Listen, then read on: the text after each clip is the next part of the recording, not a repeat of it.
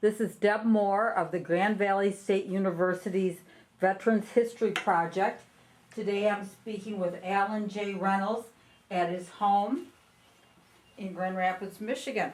Well, today is November 25th, 2015. Good. Well, thanks for talking to me today, Jay. So tell me a little bit about where you grew up, about your family, what your early years were like.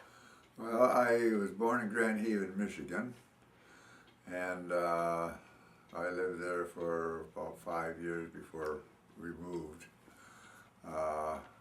We lived on the beach in a big army tent during the summer, which was nice.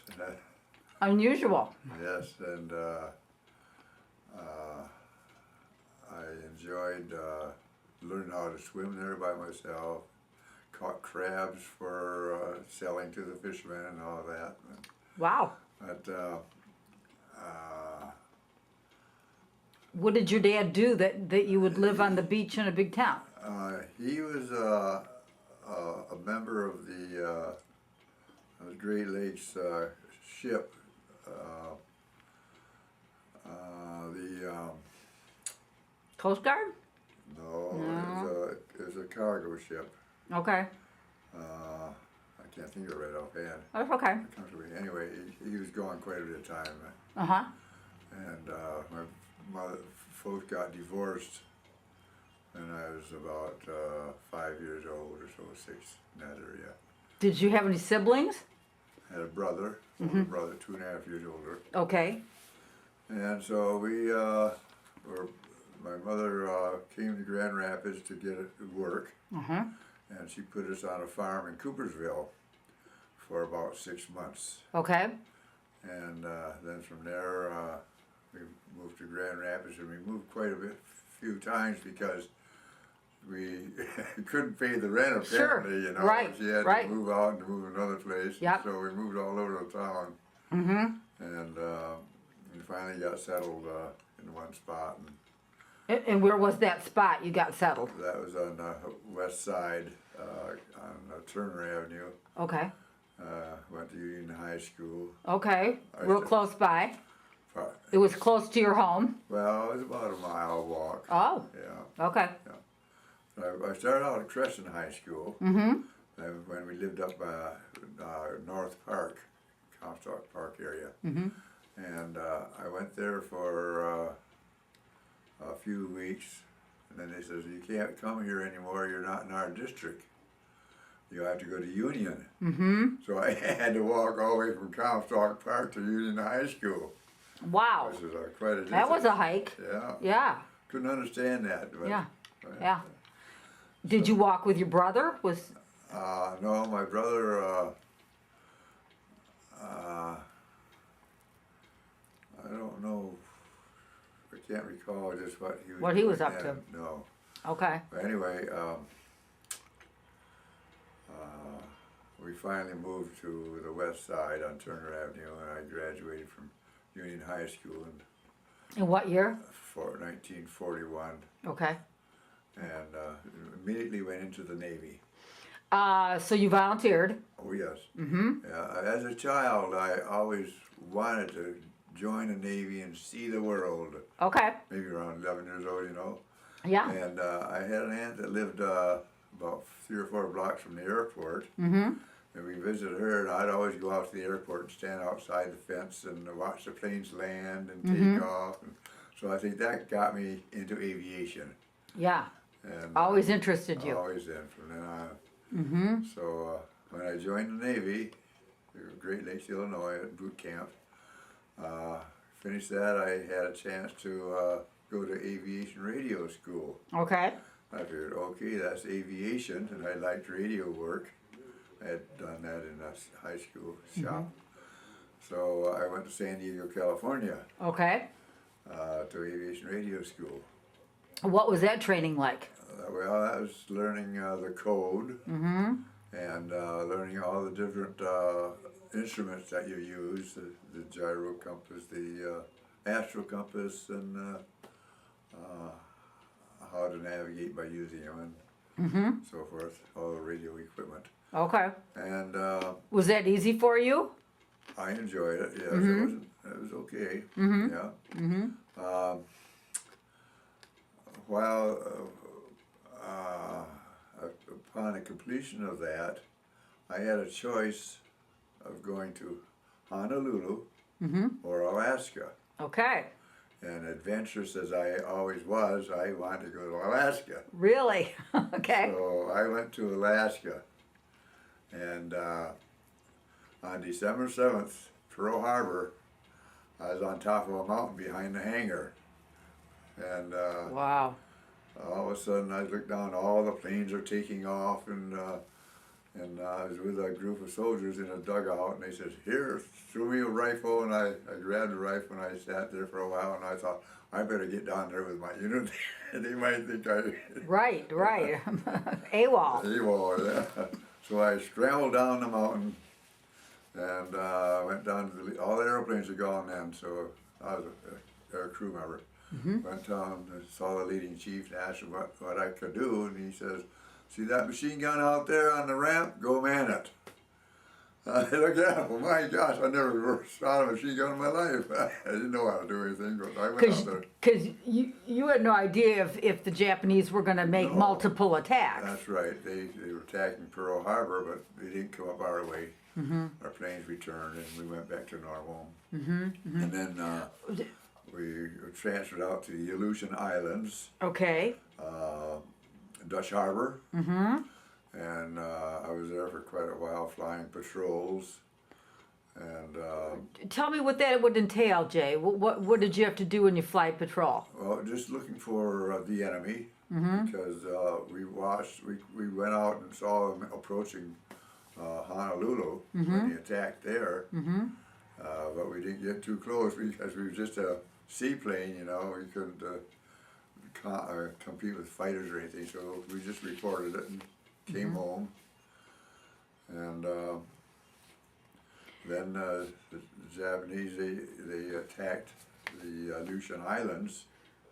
Where you were? At two, yes, in Dutch Harbor is where our main station was. So we flew raids out to the other islands and to bomb them. And Tell me about that. Were you awake, sleeping? Where were you when they bombed the Aleutian Islands? well, I was at Dutch Harbor. In bed, eating? I don't remember for Okay. sure what I was doing when it happened. But did the bombs land close to you? No, they didn't. They were out on the end of the islands more. Okay. And But still, it must have been a little scary. well, I don't know. I never did have any fear. Because I never got shot at. Okay. I never shot at anyone else. Okay. I was really fortunate, you know. I went on long patrols and to search and so forth, and come back. We just bought some kind of our own submarines once. How'd you do that? Well, we were flying along and we saw this sub out there ahead of us. And I was a radioman at the time. And we made a run, and the sub went down and released a smoke signal. So we checked the color of it. That was okay. It was one of ours. So we circled around. He came back up. We came around and waved at each other. And, Okay. Okay.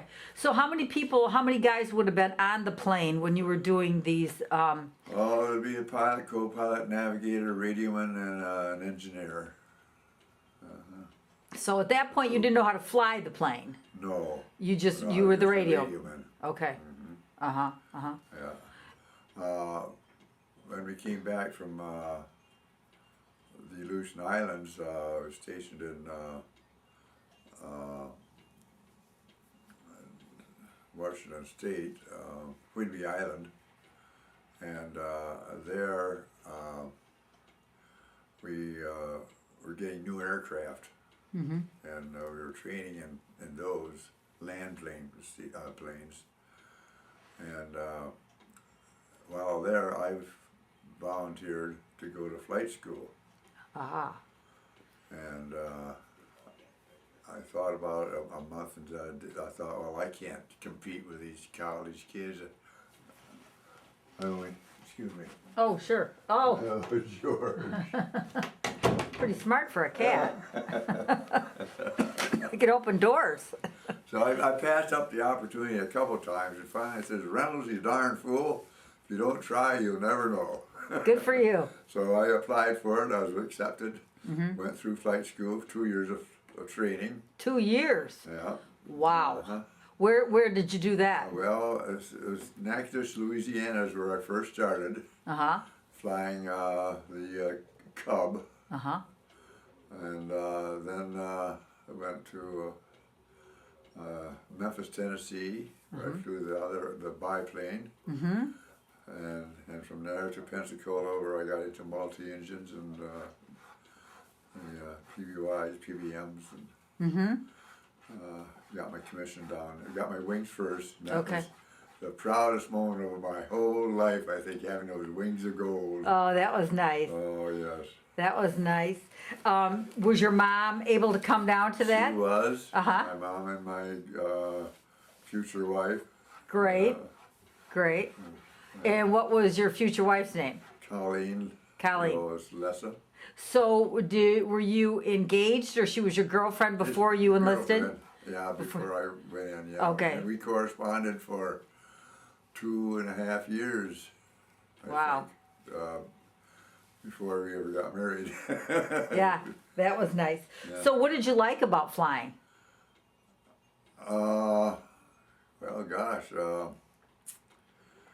I mean, did you like it after you signed up for I flight love school? Flying, yes. You can see the world. You're up there 10,000 feet, you know, you can see everything. And at night it's just so beautiful flying over these cities and all the lights and everything. Yeah, It's yeah, quite an experience. yeah. One time we were on a flight above the clouds, and we saw a rainbow, a complete circle all the way around the aeroplane. Just Wow. amazing. Oh, that sounds gorgeous. And there's- So you were looking down at the Looking rainbow. down at it, and there's this rainbow all the way around the airplane. Neat. Oh, that's cool. That's cool. So, so you did 2 years of flight school, really in the middle of the war. Yes. Yes. That kept me out of the war. Yeah. In exchange, did you have to sign on for longer? No. No? No. Okay. Okay. Yeah, if I hadn't been in flight school, I'd have been out fighting somebody, I'm sure. Right. Yeah. Right. Right. So that was. So, you didn't have any problem with military discipline, None whatsoever. none whatsoever with Got the, in good the, conduct medal. okay, All those things. good. And, did you get any liberty, any R&R or anything? Well, we were allowed, what was it, 30 days a month or something like that? 30 days, no, it No. wasn't a month, 30 days A year? a year, I guess. Oh, okay, And you could accumulate up to 45 days. okay, Otherwise, then if you didn't take it, you get paid for it. yeah. So did you, oh, you would get paid if you didn't use it. Oh, that's nice. So did you use that when you were in Louisiana or Tennessee? No, I was too busy learning to fly and ground school and studying and everything. Mm-hmm. I went, well,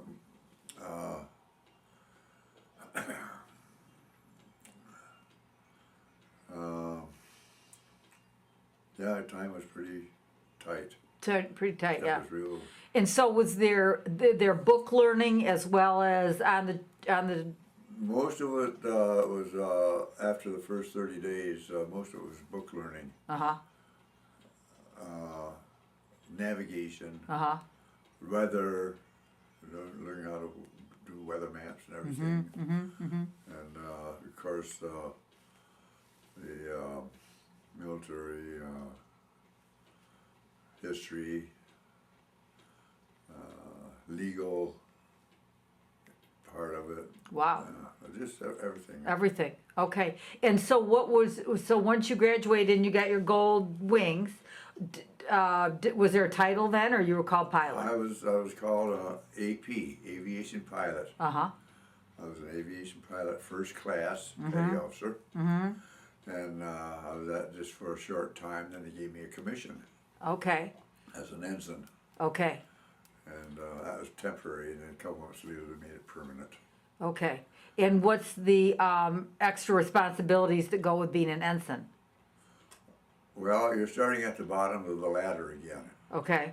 You know, when you first get in enlisted, why you get all the dirty work and the hard work, KP and all that stuff. Yeah. Well, when you become an officer and an ensign, you're right at the bottom again, so you get all the duties that no one else wants. Okay. Okay. Okay. So you finally got your wings. Then where'd they send you? I went to operational training out of Jacksonville, Florida, and Banana River, Florida. Mm-hmm. And that was in multi-engine heavy aircraft, PBYs, PBMs are the designations. Okay. And I had about 6 months of that. Then I was assigned to a squadron Okay. on the West Coast. Okay. And then on that squadron, I was stationed at Kwajalein, and I was there for the atomic bomb tests at Bikini. Oh, were you? How close were you? Well, we had to stay 30 miles away from the blast. Mm-hmm. But before the blast, they had a lot of ships in the lagoon for this blast to find, and animals. We took animals up there and animal food, and we flew dignitaries up to everything. And To watch. yes, and then after the test, I was a co-pilot on the first plane to land in the lagoon after the test to get water samples. Oh boy. Well, we had Geiger counters and stuff on us, so they. And were they showing a lot of radiation? No, weren't they? We never got over radiated. Oh, okay.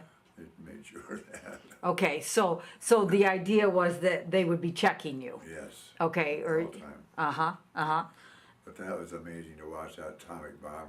Well, we couldn't watch it explode because of the brightness of the. Uh-huh. As soon as it was over, we turned around and looked at it and watched the big cloud come up. What did you think? Oh, it was amazing. Uh-huh. Wow, What a power. powerful bomb, yeah. Yeah, yeah. Was that the general feeling with the guys, that just the power and the awesome Yeah, power of it? yeah. So you can imagine what it did to the Japanese Yeah. cities that they destroyed. How much longer was it before they dropped the bombs in August of 45? Yes, I think. I think that was it. And so so it wasn't too much longer after they had done those tests that they actually used it? That they dropped the bombs in Hiroshima and Nagasaki? Yeah, it was that. They did that in 46. Oh, 46, okay. Yeah. Okay, so what else did you do when you were stationed out on the West Coast? Oh. I mean, did you have to drop any bombs or No. No. Never, no combat whatsoever. no? Okay. We just flew patrols. And, Patrols, just keeping the West Coast safe. Mm-hmm. yeah, And how high would you fly if you were doing a patrol? around 10,000 feet. Uh-huh. Can't get much higher than that without oxygen. Okay. Was it cold up there? Oh, yes. Uh-huh. We had to wear heavy clothing. Of course, we had heaters in the plane, too. Oh, did you? Uh-huh. But that's where you'd wear your leather. The old leather flight suits, yeah, they were so cumbersome. Yeah. Yeah. And probably gloves and Yeah. jacket. Okay. And so that every night you would sleep in a tent, a Quonset hut, or where'd you sleep? Well, that depends on where. I was in the barracks in Quadland. We had barracks Uh-huh, and to sleep in. uh-huh. And the only place I slept in a tent or a Quonset was up in the Aleutian Islands. Okay. And that was quite an experience. Yeah, tell me about that. Well, there was one time we got snowed in. Really? We just had a little pot-belly stove to keep us warm. And we got completely snowed in. We couldn't open the door. Someone Wow. had to dig us out. Wow. And then we had to trudge our way to the latrine, which is an open tent. Uh-huh. And the old breeze coming up through that hole. Oh boy, that was no fun. Oh, boy. But when you were snowed in, you had enough supplies, enough food and water? Always. Mm-hmm. Yeah. Tell me about the morale of your group. It was always high. There was never, I don't recall any grumbling or anything like that. We all one happy group. Of course, you'd all enlisted, and you'd all then All volunteers. all volunteer for flight school. So, Yeah. so it was a happy bunch. Did you get a lot of letters from home? My wife-to-be wrote me every day. Oh, every wow. single day. Wow, that was nice. And were you as faithful? Not quite. Because I heard about that. Right, I imagine. Okay, let's see. So you're Alaska. Now tell me about then you must have gone some to China, Japan. Yes, Was- we spent 3 months in each place, in Tsingtao, China, and Yokosuka, Japan. Was that after the war? Yes. Okay, let's finish up with the war first. So, Or you stayed out in you were the Aleutian Islands there during the war. I was at the Aleutian Islands, and then at the beginning of it, uh-huh. then I was going through flight school, Right, doing right. the rest of it, Right. and so it was over with when I got my wings. And do you remember when they dropped the bombs on Japan? And the war ended in Japan. Where was I then?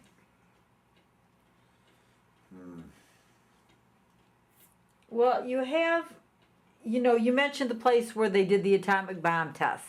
Yeah. Was that in California desert? No. Our atomic time test was at Kwajalein Islands. Oh, it's an island. Okay. Yeah. Off the coast of. Well, it was probably 1,100 miles southwest of Honolulu. Oh. Wow. So maybe that's where you were when the war ended? When did the war end? What year? I don't know. I thought it was 45, but. May 9th, 1945. And then didn't the bombs drop in August of 45? Yeah. May 9th, 45. Yeah. Well, that's okay. Well, That's okay. Anyway. So, yeah. so you found out the war ended, and then did your orders change then?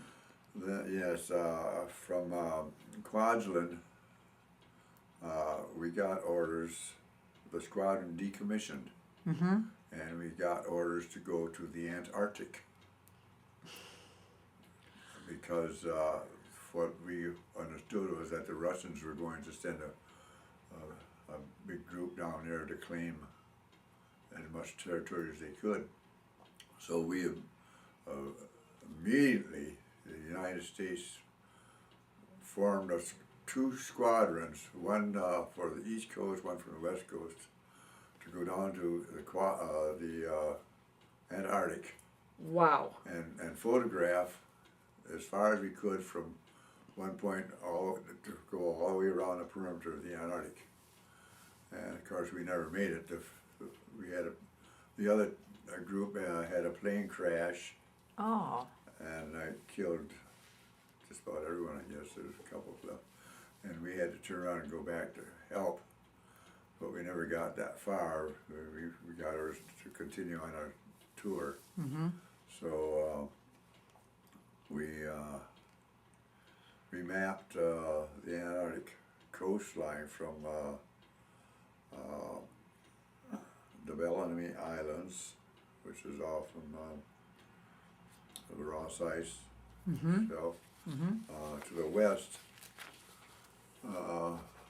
until, well, we got down there on Christmas and we had to leave by April because the weather started to freeze up. And I discovered a large area called Reynolds Trough. Really? It's on the maps. I have a map here that shows it. Cool. Never been seen before. Never been seen before. Cool. And Oh, that's exciting. it's a low area, quite long, and there was several lakes in it that were frozen over, of course. Oh, that's exciting. So my name's on the map. Wow. Did you do the photography too? We had photographers on every flight. I see. Okay. Okay. So once you got them there safely, what was your job during the filming part of the? Just flying routes, mostly coastal areas, mapping. Okay. So they were photographing from the plane. Yes. I see. Okay. Trimetragon photography. Trimetragon. Okay. And I bet that was enjoyable. It was very interesting. Extremely interesting. Seeing these huge icebergs break off from the continent, the ice shelf and stuff. Yeah. And then flying along, you look down and see a crevice. And you can't see the bottom, but there's all different hues of blue.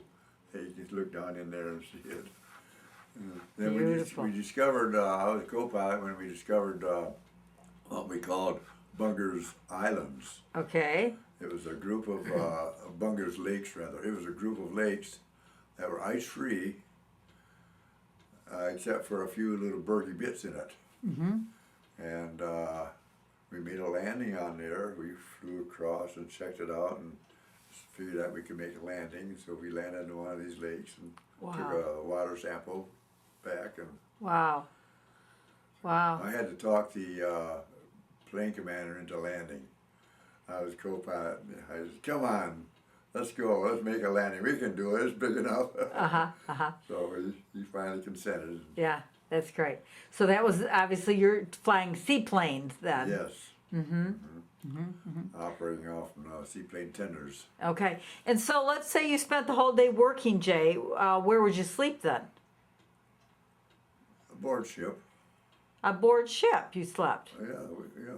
And you ate on the plane and slept on the. We ate on the ship and slept on the ship and. Oh, you took a ship down there, and Yes. I And see. they hoisted us over the side and. I see. Okay. Okay. Okay. Well, that sounds like quite an adventure. It was, yes, indeed. Yeah. How long do you think that went on? That went on for about. Well, we arrived down there on Christmas and we left in April. Got back home for my birthday, April 19th. Wow. So 4 months down there. 4 Wow. months, yeah, that's all you could operate. And was that true? Did the Russians ever try to claim it? Never saw. No, never. Never heard saw about it. I never it. heard. Okay. Okay. So after that, what did you do? At some point, did you have to re-enlist? Did you have to? No, I was an officer then. Right, but when you enlisted in the first place, how long did you enlist for? 6 years. Oh, 6 years. Oh, okay. But before the 6 years was up, I was an officer. Okay. Okay. And you had made the decision that you wanted to be a career Right. Navy guy. Yes. Okay. After 10 years, just before I went out to the Pacific Islands, I thought seriously of getting out. Uh-huh. And because I missed my family. I didn't want to go out there and leave my family, you know.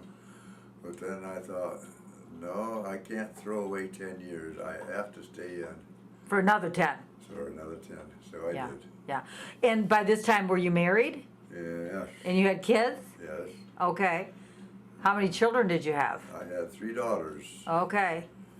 Yeah. And so your wife and 3 girls were here in Grand Rapids, and you were traipsing around Yeah. the world. How often would you get to come home? How often? Well, I got home about twice, I think it was. But the family was with me quite a bit. Oh, okay. Quite a bit. Okay. Yeah, they were with me when I was Midway Island, and they were with me when I was stationed in the United States. Okay. And I went to Great Britain Uh-huh. for 2 years, and they were with me there. I see. And that was a wonderful tour, Okay. because I got to tour all of Europe, like auto. And Wow. the children were teenagers. Uh-huh. And it was a very Oh, that good was experience for great. them, and- So that, by that time, you had like a 9 to 5 job, Monday through Friday? And you had the weekends to take trips? Well, I took leave You took leave, okay, for the trips. okay. But military, no, it's not a 9 to 5 job. It's a 24-hour job. You're on call all the time. All the time, all the time. Now, before there, though, let's go back a little bit. After you left Antarctica, is that when you went to China? Where did you go after Antarctica? Let's see. Yeah. That's when I went to China and Japan. Okay, and 3 months in each place. 3 months in each place. And what was the purpose of that? Just to be present, I guess. Okay. We had bases at both places. And, Okay, we had a presence there. We made patrols to keep track of what's going on. okay, We had one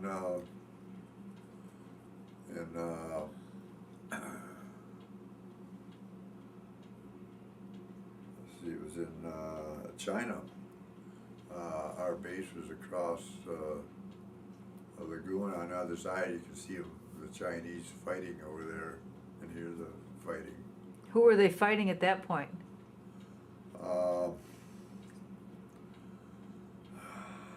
The Manchurians, the Russians? Japanese, I think. Okay, Japanese and China were at it over there. yeah. okay, okay. So maybe we needed to be over there to keep an eye on things, yeah. Uh-huh. Was your wife and kids with you in China and Japan? No, No. no.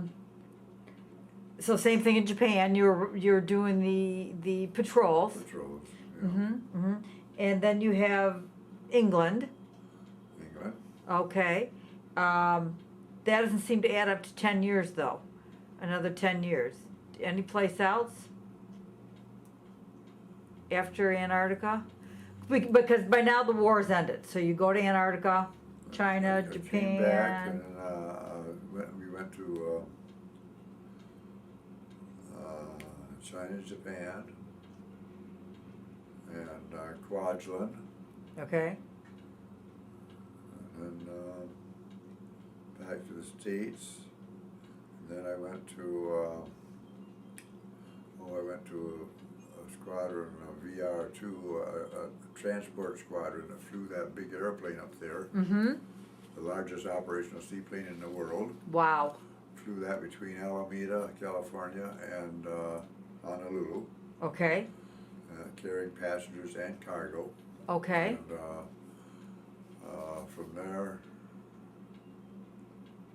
I went to legal school.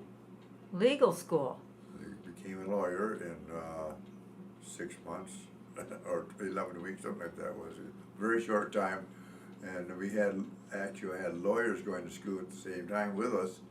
And they said, "I don't know how you guys could go out and practice law with just this short period of time, but we did." wow, So- boy.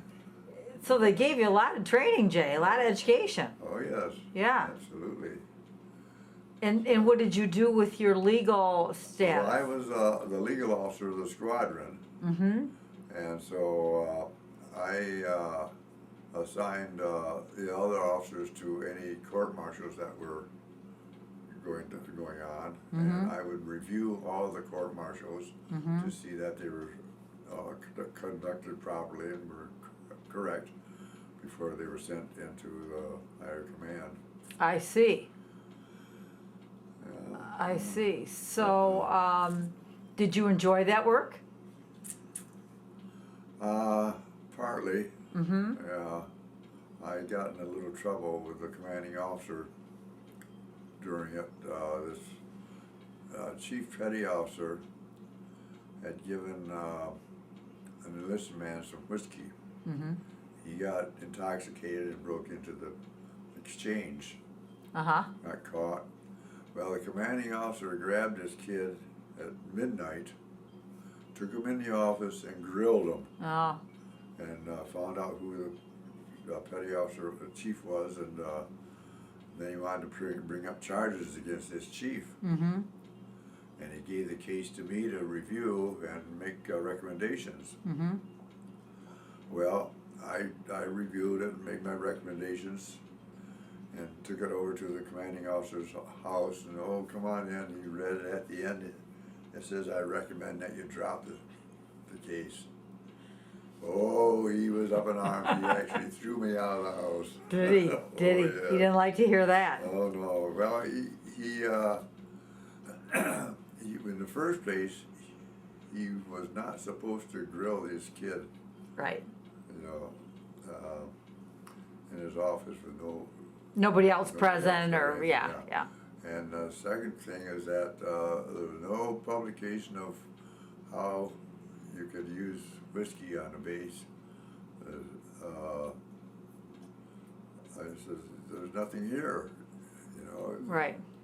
So Meaning it didn't show that that kid had broken any laws. You mean the kid hadn't broken any laws or rules? well, he was about to, I guess. I don't think he ever did. But, Right. Yeah, but the chief petty officer was the one that was in trouble for giving the liquor. Yeah. But, So do you remember, did he drop it? well, he had to. Yeah. He couldn't prosecute him because Yeah. I said you couldn't do it. Yeah. Oh, he was mad at me. Oh, he gave me a fitness report that was just borderline on unsatisfactory. He wouldn't give me an unsatisfactory because if he did, I could contest it. Right. And I could contest this borderline. But shortly thereafter, he got booted off the island No. because of his his relationship with the civilians there. One thing, and his he was having some shady problems with some women too, I guess. But then my fitness report was rewritten Good. by upper command, and Good. so They could see what that guy was up to. Yeah. Wow. So, any other legal cases that stick in your mind? no, not really. Okay. Nothing, Okay. So your final assignment was to Pensacola? That's the cat. Was your final assignment was at Great Lakes, Illinois. Oh, okay. That's where I started out in my Navy career, and that's where I ended it. Okay. I was in the Naval Examining Center. Okay. Great Lakes, Illinois. Mm-hmm. And we were writing exams for all the Navy for promotional exams. And I was in charge of the processing department, head of that, who corrected it and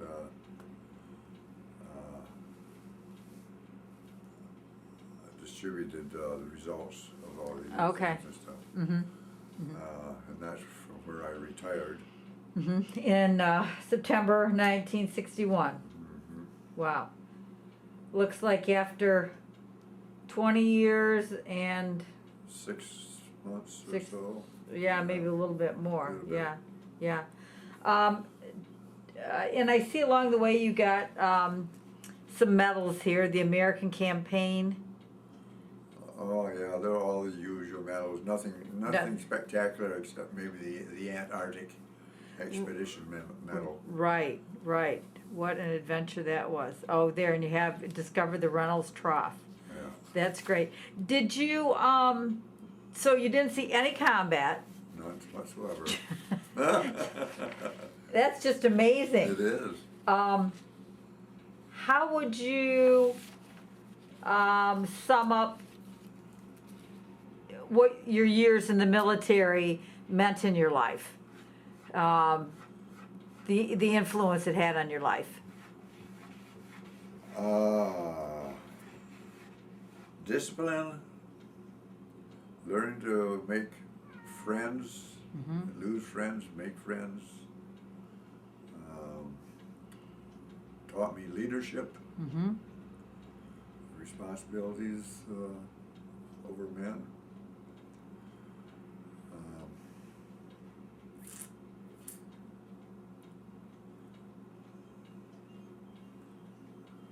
don't know. That's good. I guess That's that's great. about it. Great. And you also feel like it gave you quite a few opportunities you might not otherwise have had with the travel and Definitely. yeah. I was a very shy person Mm-hmm.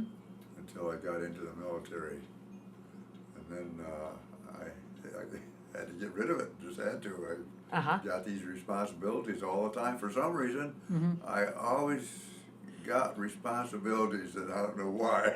Uh-huh. And of course, I had to handle them. Uh-huh. Uh-huh. And Uh-huh. And so you really grew into each of your, you did a lot of different things. oh yes. Yeah.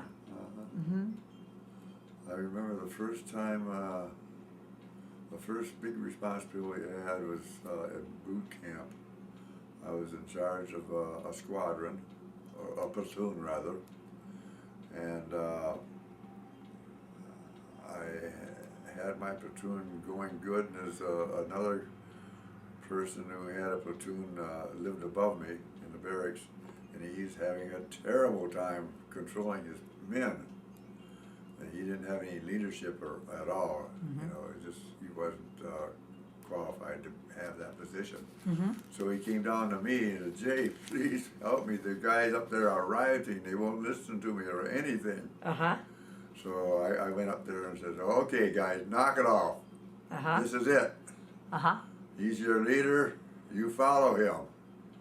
Because if you don't, you're going to get in trouble. And I'll see to it." And they, okay. And that did it? I did it.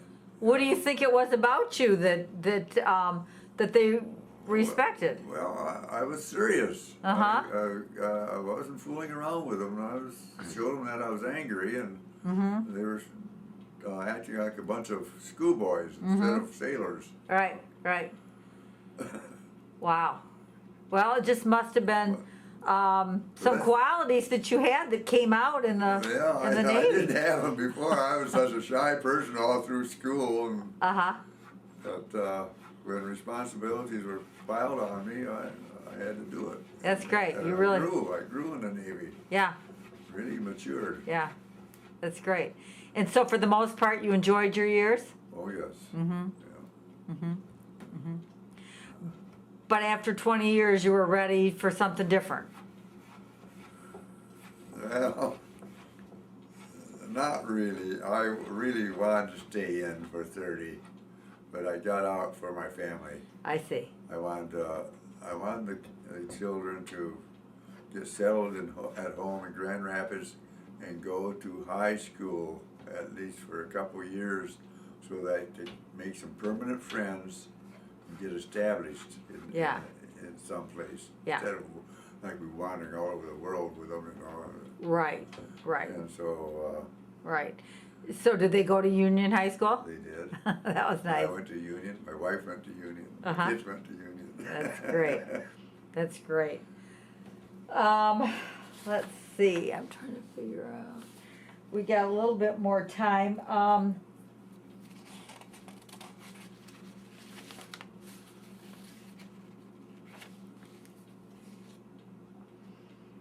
Did you have many USO shows? Any USO shows? Yes, the USO shows came to us, and they were really appreciated. Being the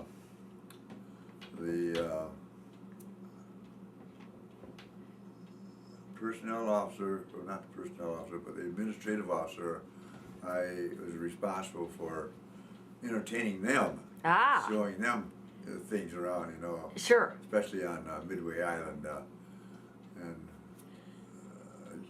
arranging all the entertainment and keeping them entertained. And Yeah. Who do you remember in particular? I don't remember. No. who they No. were. Okay. But you would like take them to dinner and Yeah, take them down to the beach swimming and Yeah. and, show them the sights. right. Yeah. Yeah. Yeah. Oh, that's great. That's great. So how did you transition then to civilian life? Yeah. Well, it was pretty easy. Yeah. I guess once I knew I wasn't going to stay in, I was eager to get out then, and Uh-huh. Did you get a job? I got a job. I took off for about 3 months just to relax and do nothing, you know. And then I decided, okay, I have to do something with my life. So I got a job working for H.R. Cherryberry Company. Oh, yeah. The jewelry Yeah, manufacturing. sure. I was with them for 18 years. Oh, were you? Okay. And then I left there. They left me out. And I had my own business, engraving business, in my home Oh, okay. for 10 years. Uh-huh. Then I retired from that. Okay. So I retired 3 times. Wow. Well, I did want you to hold up that picture of yourself at your retirement party. Is that, I think we put that back in the envelope. When you were being congratulated. Is that one on top there? Right by your hand. There. Is that it? No. Oh, I should have said, oh yeah, it's in that file. Yeah, that one. Yeah, hold that one up. Yeah. Yeah, hold that up so we can see that on the camera. Oh, a little higher. Hi, there we go, a little higher. Okay, so this is Jay's retirement from the Navy in 1961. 9161. 9161, very nice. Very nice. And you still have your uniform? I have my uniform, yes. Uh-huh. I wore it just recently. Did you? Yeah. Yeah. That's, And boy, was it tight. Oh, well, things move around, right? Oh, man. Okay. Anything else you want to talk about, Jay, about your years in the service? Oh. I think the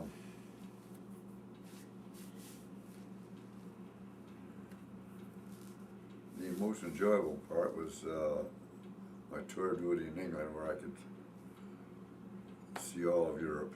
Yeah. Otherwise, I'd never have done that. Mm-hmm. And it was still kind of reeling after some places were still bombed, weren't they? But Not then. no, they'd I rebuilt? think so, yeah. Everything was pretty rebuilt. Uh-huh. I didn't see any scars of the war. Did you get over to Germany? Yes, Uh-huh. yeah, And they were rebuilt too, huh? yeah. Okay.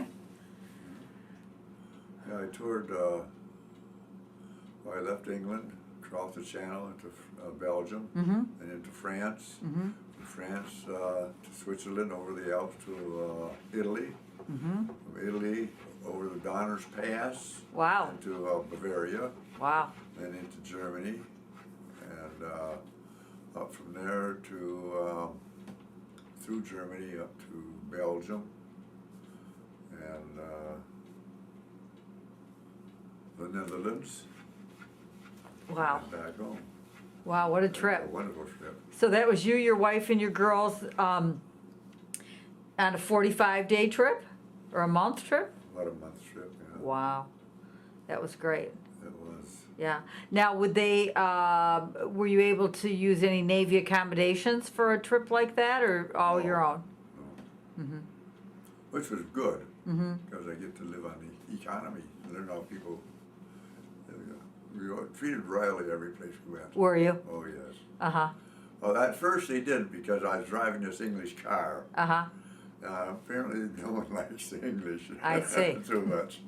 And when they found out we were Americans, boy, their attitude changed completely. That's nice. Yeah. And it was probably still fresh on their minds too, their liberation by the Americans. Mm-hmm. Yeah. Yeah. That's great. Okay. Did you join any veterans groups? I went to one group for a little while, but I didn't stay long. Veterans of former VFW, or Yeah. I think, and Gerald R. Ford was a member of that. Was he? South Park. We used to sit together. Oh, that's nice. That's nice. Because he graduated from South in what year? But he was older than you. Yes. Yeah. But I'm not exactly sure what year he graduated. Yeah. Yeah. Good. Well, hey, thanks for talking to me today. You're welcome. Okay. Enjoyed it. Good.